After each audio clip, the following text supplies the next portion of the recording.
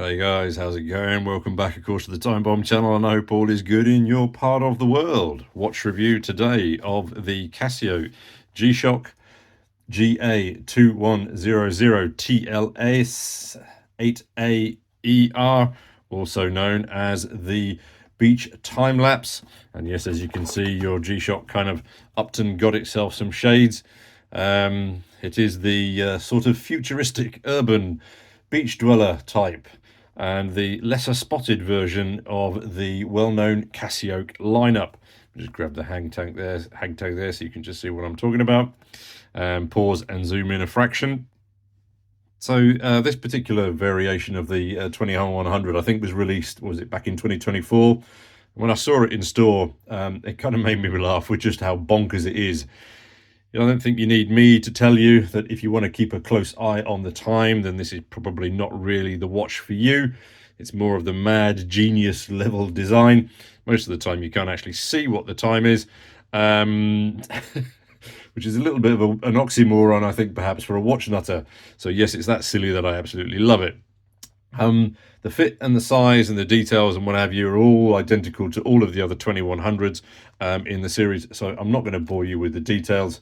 As you can see, everything is standard on these. I mean, the key difference compared with all the other versions is obviously the display, and allegedly they achieve that display effect. Something that they call multi-hued vapor deposited display. So I'm guessing what that means. Simple interpretation is that the crystal up top is coated on the perhaps underside and maybe the front side as well, with a vapor spray deposit that then sort of reflects a little bit like your average sunglasses do. And there might be something on the dial as well, but do fact check me on that, because I couldn't actually see if there was anything additional on the dial or whether it's just all on that underside of that crystal. Obviously, outside in the sunshine, it never stops impressing. It's ultra cool looking. It's really good fun just to sort of get the light reflecting off it, so you get that orange, sort of sunrise, sunburst, sunset effect on it, and then it drops back into that pale blue as well. I mean, the play off the light is constantly excellent. That's what I wanted to try and say. The jelly resin is a shiny translucent gray. Again, nothing that you haven't seen before on these types of models. They also then come in white. I think not just the GA-2100s, but I did see some squares, maybe the 5600 in white also. Notice one thing that I picked up here, the keeper is a different color. I'm not quite sure why that is, but anyway, if you didn't like it, you can easily pimp this up with some of the wacky colors of aftermarket bezels and straps that are available. You got the whole 2100 range there, so you're going to have lots of fun getting these to look exactly what you like. Now, the downside, of course, to all of this fun is that in the dark and sometimes in the daylight, it's actually a bit of a struggle to tell the time. There is some lume on the hands, but it's the standard Casio not very good lume.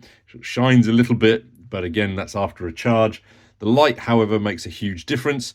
It really helps, and you can really see the time, but of course, the problem with it not being very legible is you're going to drain the battery very, very quickly.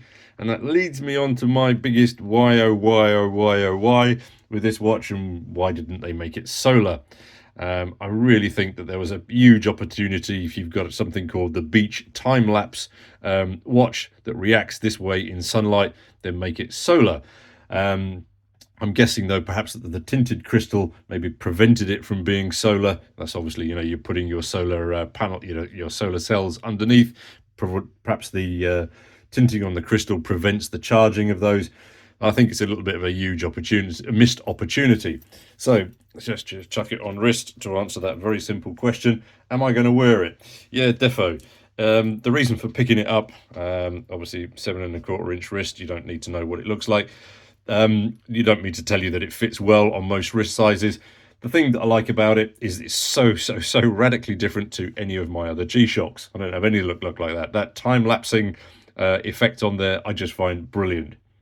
The negatives, the solar, the lume, and the visibility. So yeah, you're kind of going to have to get over those humps if you're going to want to wear this. But as you can see, pretty much here, I think the biggest thing that you just need to learn is just to tilt it a little bit so that the orange drops off and then you get back to that pale blue, and then you can actually see what time it is. Again, this isn't a sports timer or a dive timer. It's just a little bit of wacky fun from our lovely friends over at Casio G-Shock. Anyway, over to you guys. What do you reckon on this one? Look forward to hearing your thoughts. Thanks as always for your time and for your view. Really appreciate your support of the channel, and we'll catch you all in the next watch vid. Cheers now.